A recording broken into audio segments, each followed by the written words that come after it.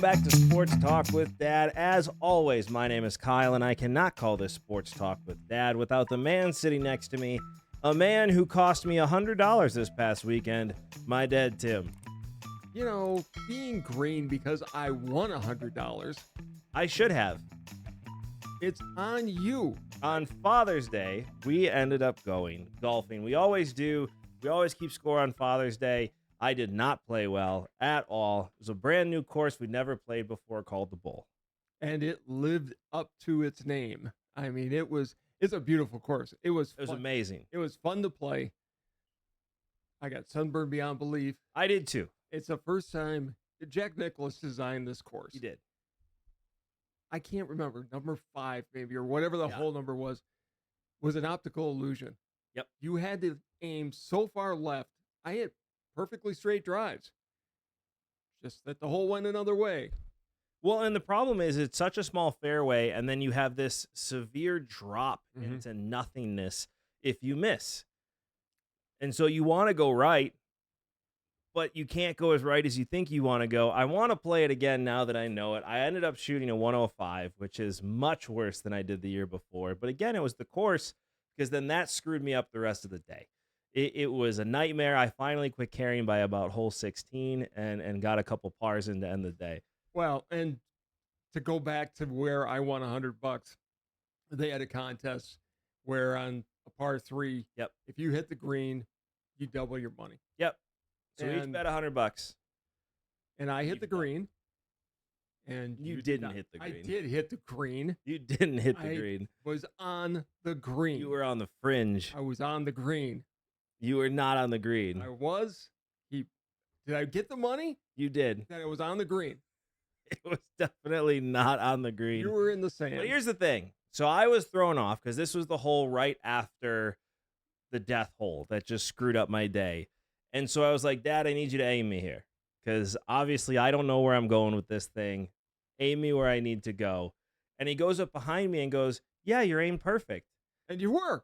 I hit it dead straight, pin high, perfect shot, right in the sand on the left side of the hole because you aimed me wrong. Oh, okay. Dad's fault again for aiming a 35-year-old? Listen, This I is your asked my game. father for help, I helped. and you let me down. Look, I played 18, had a great time. I haven't played full 18. That's what I'm for more years. excited about. Is this is our first time in 2 years? Last year, you really couldn't play. You got 3 holes in, and that was it. The year before, you got through 9 and had to bow out. I had to finish on my own.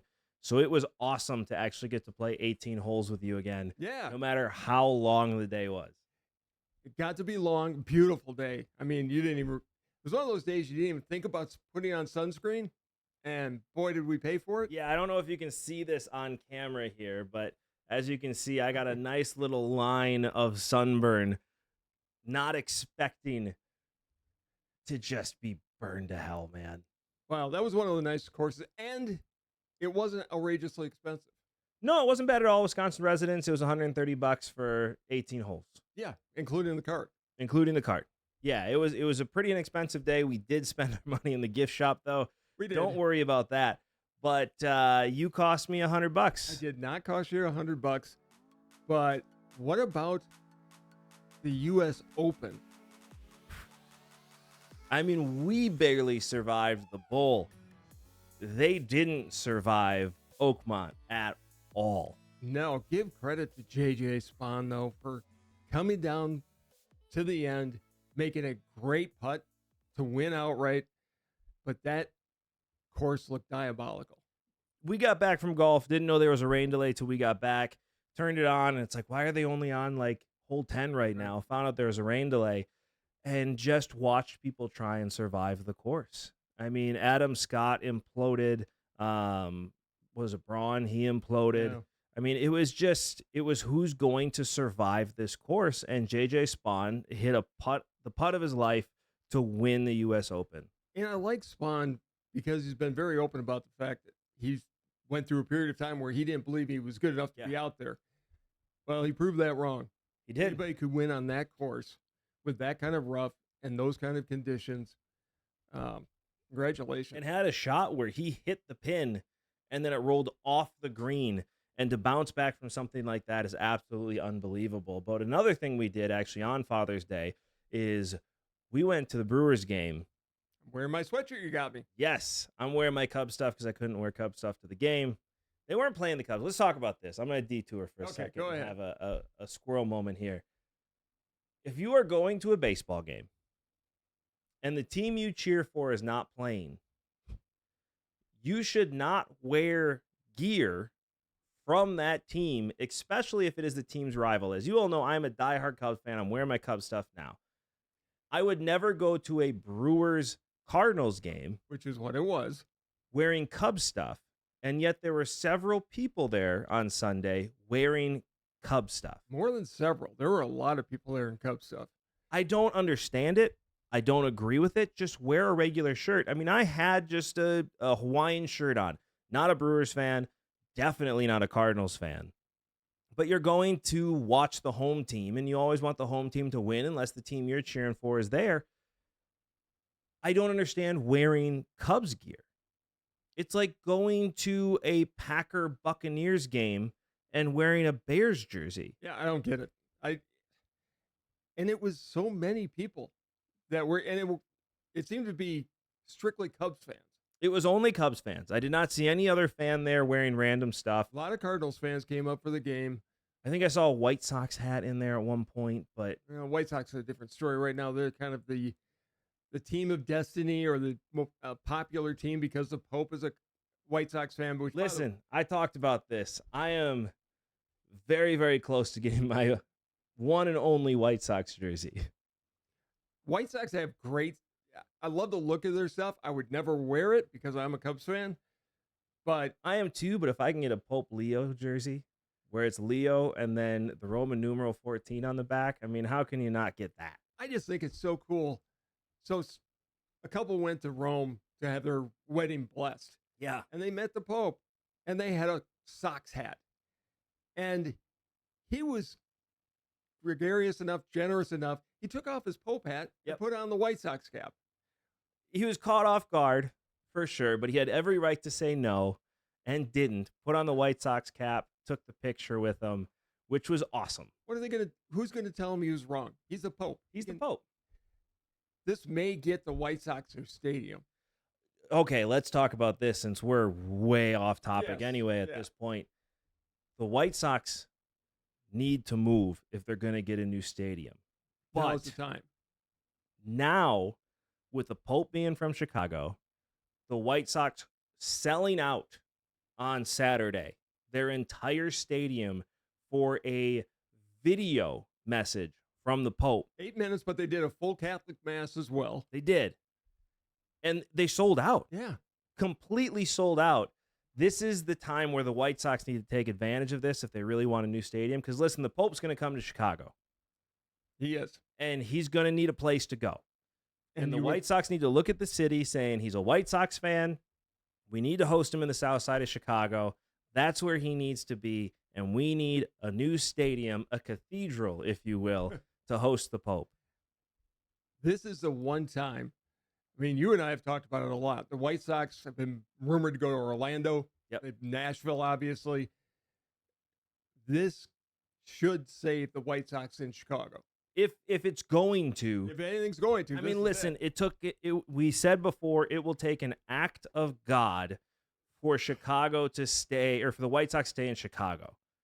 They may have gotten their act of God. They may. Having an American Pope who's a Sox fan is about as much as anything could do to save them. I don't know what else will do it. Otherwise, you just need to look at Salt Lake, which the A's should seriously be looking at Salt Lake. Let me ask you this. Are they ever going to play in Vegas? To me, the answer is no.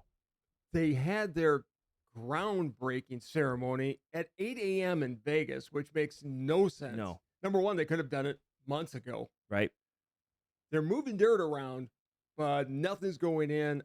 I honestly don't expect them. I could be wrong. They may end up playing in Vegas, but I don't think it happens. I think Salt Lake will swoop in, or if the commissioner was a strong commissioner, he'd be working with people in Oakland and getting them back there. And that's what needs to happen. there's no lease agreement signed at this point. There's no stadium to go to. You need to work with the city of Oakland to get a new stadium built, a smaller stadium built. I mean, 18,000 fans is really all you need for a baseball stadium. Build it, call it a day. It's got to be about 30,000, 32,000, something in that area. But baseball's teetering on the brink right now. Fans are starting to lose interest because a lot of the teams are out of contention before the season starts. And that's always kind of been the case, but it's going to be more so. You've got two teams playing in minor league stadiums. Right. It's just bad look after bad look. And then you have the spending discrepancy between the haves and the have-nots. I didn't realize how bad it was until you and I were doing show prep and really digging into this. If you look at the Mets, now let's not even go all the way to the bottom, but if you look, we're looking at the numbers for the active 26-man roster for 2025. The Mets are sitting there at $244 million. Number 8, the San Diego Padres, are spending $100 million less. And that's just down to 8. If you go all the way down to the bottom, the Mets are spending $200 million more on players than the Marlins are, who have a total active payroll of $44 million. Which is just unsustainable. And that's the big problem that baseball has. And it's not, I don't agree with that fact that they have to have a salary cap. And players don't want a salary cap. They want to be able to make as much as they can. What they need to have and what has to happen soon is there has to be a floor. 100%. You have, at this point, 4 teams spending over $200 million. Toronto's close to being that 15 at 195. You have 10 teams that are spending less than $100 million on rosters right now. Now, it needs to come. Now, people want to see, obviously, those big numbers come down. That's never going to happen. No. You're here. That's where you're going to be. But the NFL was having this problem with the Jacksonville Jaguars a few years ago. So they put a rule in place that said over a 4-year span, you have to spend 89% of your salary cap. What that did is it raised salaries for players, but it also forced teams to be more competitive. There's no basement teams anymore. Everybody has to spend on talent. And I think a reasonable number to start with would be about $125 million. Every team has to spend at least that amount of money because you can't have a team spending $44 million. It just is unsustainable. It leads to the other problem, though, that baseball keeps talking about expansion. There obviously isn't the talent to go around for 2 extra teams at this point. It's what basketball's dealing with, too. There's just not enough talent out there now to have more teams. I mean, you have a Colorado Rockies team that has 15 wins this year. And we're almost to the All-Star break.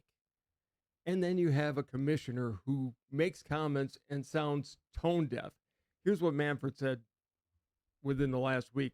I'm really cognizant of it, meaning the fact that smaller teams think they're out of it before it starts. I'm sympathetic with the fans in smaller markets who go into the season feeling like they don't have a chance in the world to win.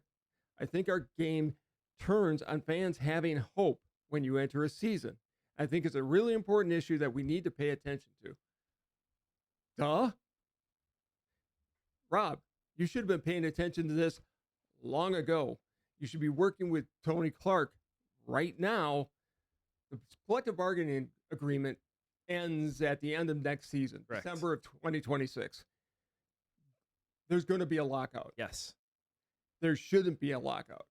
That's going to be another bad nail in the coffin for baseball. Baseball is the most perfect game ever invented. I love baseball. I'm passionate about it. But they're doing things to the game just to erode it little by little, losing fans, losing generations by having World Series and playoff games starting at 9 o'clock at night when the young kids are in bed already. They don't believe in their sport. We've talked about this. We have a commissioner that truly doesn't believe in his sport. You have ESPN that completely opted out of baseball starting next year.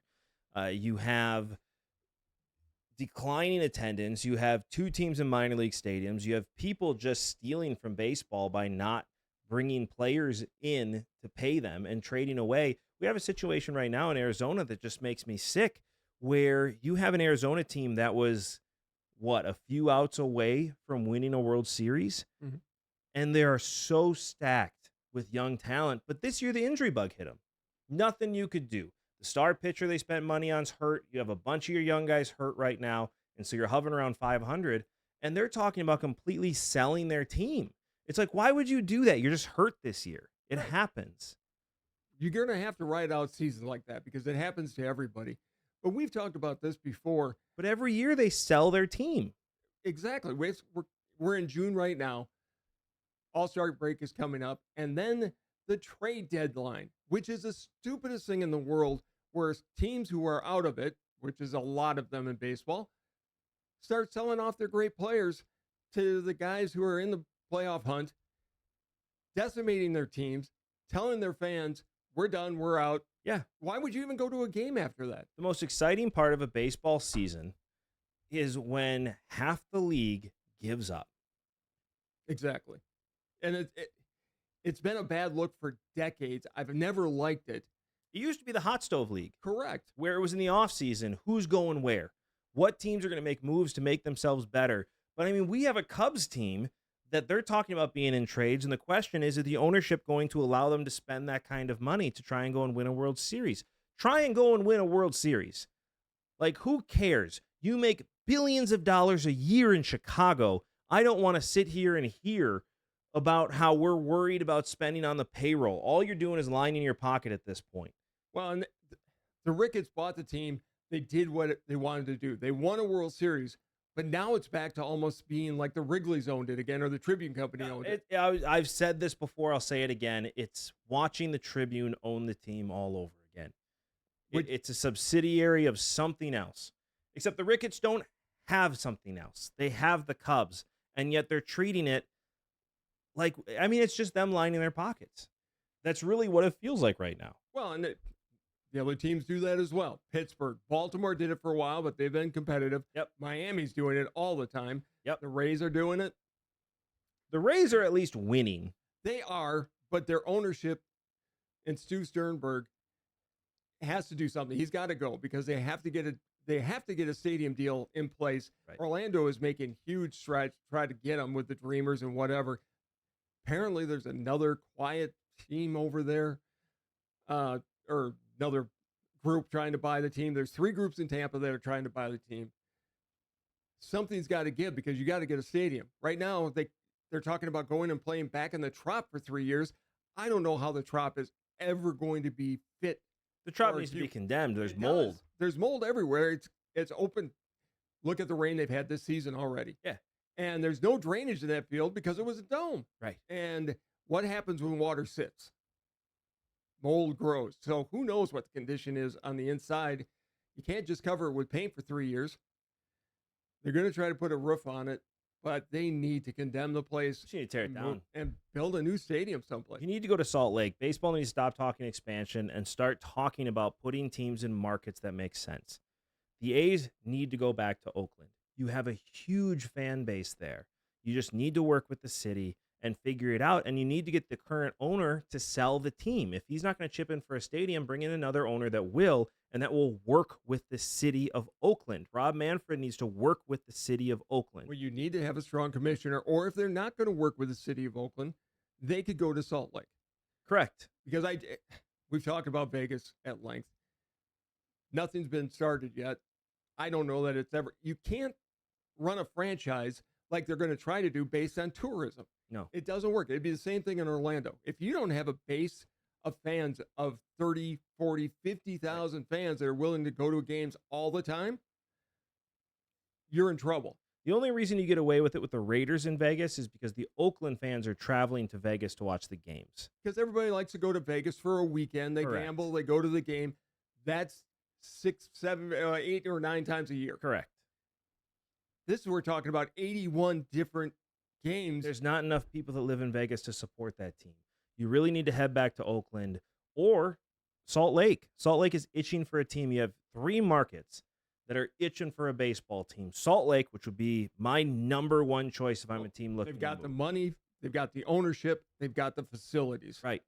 That's where baseball needs to be looking at right now. What? Except that they want to expand there to get $2 billion. You can't expand. You can't. You got Nashville, which I think makes less and less sense. And then you have Charlotte, which I think makes a lot of sense with the way that economy is growing, the way things are going. Nashville's playing too many politics with the stadium. I want to go to a market that says, I want a team. That is Salt Lake right now. That is Charlotte right now. Charlotte's a growing market, a lot of money there. They've got the ability to build a stadium. And anybody who's buying these teams had better be ready to step up with their own money to build a stadium. The days of an American Family Field or Miller Park at the time when it was built and being done all by public money, those days are over. Yeah. It's never happening again. They're done. And baseball doesn't work in Florida. You've proven that at this point. Between Miami, yes, they won a couple World Series, but look what's happened. Nobody goes to the game. Nobody goes. 3,000, 4,000 people are there. The Rays, terrible stadiums, terrible location. They had to block off the entire upper deck because they didn't have enough fans. Nobody's going to them now, and they're actually in Tampa, right off the airport, in a 14,000-seat stadium. I did hear somebody from down there. They've had decent attendance. The problem is now you're getting into the heat of the summer. Right. Nobody wants to be at a game outside in Tampa in the summer. Decent attendance is not 10,000 people a game. In a 14,000-seat stadium, you should be selling that out every single game. They were getting 10,000 people a game in the Trop. So your attendance literally hasn't changed. Just because you have less seats, and so the percentage of filled seats looks better, doesn't change the fact that you're getting the exact same attendance in Tampa that you got in St. Pete.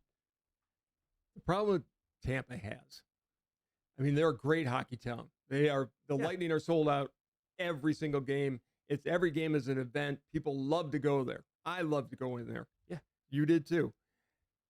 Now, if you're going to keep baseball in Florida, you better come up with a way to make every Rays game an event with a stadium that's in Tampa someplace. And I just don't see it. There's nowhere to put a stadium. The only place that's left, because the one location they were looking at is now gone. They've got other developments going in there. The only place that's left is the old Bay Area, right on the far end of Ybor City, where I think they have a cruise ship, a dinner cruise ship out there. And I think they're looking at that area. That's about it. Well, and the traffic to get there is insane. Well, it's not easy to get to Amalie when you go down there for an event now. At least you don't have the bottleneck as you go into the other side of town. I mean, this stadium they want to build is right at where 4 lanes go down to 2. They're going to have to address that. Yeah, I don't know how. They literally built that where you can't expand. They're going to have to address it. People are going to find a way to get down there if it's built, because it will be fun for a while. But I'm thinking 10, 20 years down the road. Are people right back down to 10,000 fans a game. I tend to agree with you. They've experimented with baseball in Florida, and Manfred is all in on it. He thinks it's completely viable. It's not. It's failed in Miami. That stadium never should have been built. No. They should have either contracted them or moved them at the time.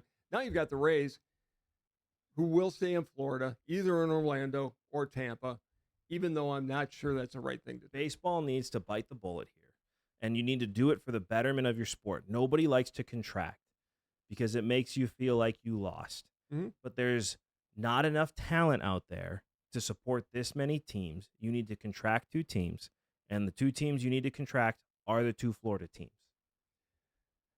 And then you need to have a minimum $100,000 a year spent on salary. $100 million. $100,000. Miami would love that. Yeah, they would. They'd probably spend that. No, but you have to contract baseball. You just have to. It's not going to happen. Accept the fact that it's not going to happen.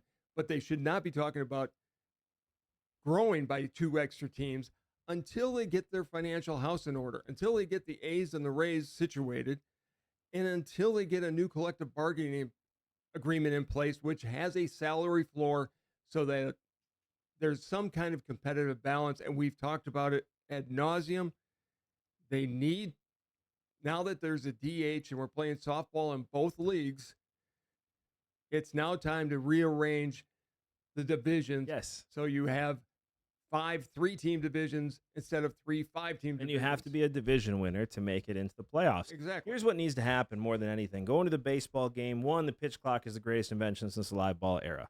It's made the games so much faster, so 2.5 much more hours. entertaining. It's great.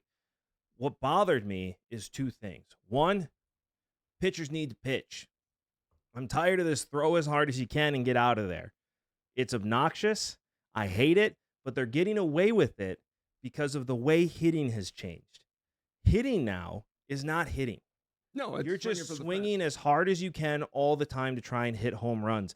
There were times in that game where you had a man on third and the batter is swinging for the fences. And it's like the 8-hitter. It's like 8th in the order. What are you doing trying to swing for the damn fences? You have the infield out. You literally had the infield standing in the outfield. outfield. There was All you had to do was lay down a bunt because it was 1 out. You lay down a bunt, you score the run. With the way the infield was set up at that point, you could have just surprised him with a bunt. The pitcher or the catcher has to make a move. The first baseman's too far out. You're most likely safe at first, and you score the run because they have to make a decision. There was one hit and run play by the Cardinals, and that was it. I mean, there's no small ball being played anymore. There's no strategy to baseball None. anymore. It's just The chess is completely gone from the hitting side as well. It's just people standing as far back as they can. There was a bloop single that should have never been a bloop single, but it's because the outfield was almost to the fence. yeah, because everybody's trying to drill it out there. And they were there the whole game. Mm-hmm. Strikeouts are higher than they've ever been, which is obnoxious. You have home runs are up, but that's once in a while. You get to see that maybe twice a game. You see a home run. Yelich had a home run while we were there, but guys, there's nobody like a Pete Rose. And while he shouldn't be in the Hall of Fame, he was a great player and he was a great singles hitter. You use Tony Gwynn. And Tony Gwynn, Rod Carew, the 82 Brewers, while they had a lot of power, they also hit a lot of singles. Paul Molitor was on base all the time. Home runs would happen before 98. And really after 98, this started to change about 2010. But you had your guys that swung for the fences. They were normally your 4-hitter. Those were the guys that were up there to hit home runs. That's baseball I grew up with. If you go before then, home runs were hit, but they were people going for a hit, and they just happened to hit a home run because they hit it in the right way. Like, you'll get home runs anyway. Ernie Banks didn't hit 500 swinging for the fences every time. Half of Ernie Banks' home runs were him trying to hit a liner down the third base line, and he happened to get a hold of it. Right. And he was simply trying to get a hit and was rewarded with a home run. The game has changed to the point where it's almost unrecognizable for guys who It's like boring. Me. I mean, it's when I said softball, I'm not far off because softball, everybody's swinging for the fences there as well. I hadn't been to a game in a little while since last year, and I guess I didn't pay as close enough attention last year, or it's just changed that much in the short amount of time since we've been to a game. But it was like, man, I'm trying to teach my kids about the game, and it's just watching people swinging as hard as they can on a regular basis, trying to get around on balls. And it's why the pitchers get away with just throwing hard. Right. Because these guys are just going to swing as hard as they can anyway. You have no idea if a Greg Maddux were coming up today, if he'd even make it to the big leagues. Wouldn't. Because it's starting to change. They're starting in Little League and minor league, starting to teach kids how to pitch again because the batting's caught up to this. I think the game's going to naturally change back to what it was. It has. I mean, because it has to. It evolves, and it's going to have to change back. But this idea with analytics on pitching, but then you're not playing the analytics game on hitting, is driving me nuts. Like, that's where your analytics should be. That's where baseball always was, that chess match. Your pitchers you left to pitch. That's their job and the catcher's job to figure that out. When it came to hitting, that's where the manager really got to play the game. Well, and look, there was book on, as a catcher, I knew the other team very well. I knew what their tendencies were. I knew what they were going to do. And in base and major leagues, it was even higher. Johnny Bench knew what every batter was going to do at every time it came up. And they would call the games. And now you just don't. I know they've got the analytics, but again, where's the hit and runs? We saw one when there was opportunities for several of them during the game. It was fun. The Brewers won, but it wasn't the game that I like to watch. No, it was honestly a pretty boring game because, again, you have a man on third. I'm sitting there watching this team in the out. Like, where did we come in baseball where you have a man on third and the third baseman standing in the outfield? Right, because there was no prayer that anybody was going to lay down a bunt. It just wasn't going to happen. You had the perfect opportunity. Surprise bunt. Down it goes. Everybody's safe. The catcher has to make a move or the pitcher has to make a move. It's a bunt and run. You have that set up perfectly. Like you say, it's about scoring runs. It's not. You've set up baseball to be all about the home run ball, and it just makes for a boring game. It's not exciting. It is, as you said, softball. Yeah. I mean, Henry Aaron never hit 50 home runs in a season, but he was consistently in the 40 home runs. Yep. It was baseball became national pastime because it was an interesting event to watch every time you went. Whether it was the Yankees of the 50s that won all those World Series, but they played the game. They had a mix of power hitters and singles hitters. You don't see that anymore. No. It's sad, but you and I have had a great show, and as you all know, you cannot have a conversation with your dad without your father getting the last word. So it is all you. The one thing I would really like to see changed in baseball is get it back to where the pitchers are going 6, 7 innings, and that's their expectation. None of this coming out in the 4th or 5th inning, and then you start a different pitcher. We were watching the game as we've been talking about on Sunday. Guy came in for one batter in the 8th inning. They didn't put him back in, and the reliever they did bring in really struggled. I used to like to see the relievers come in and pitch 3 innings and try to end it. I love baseball. It's the world's most perfect game, as I said. I just want to see it back to being a game of strategy and fun to watch. Thank you, as always, so much for watching. This has been Sports Talk with Dad. We'll see you next time. Bye, everybody.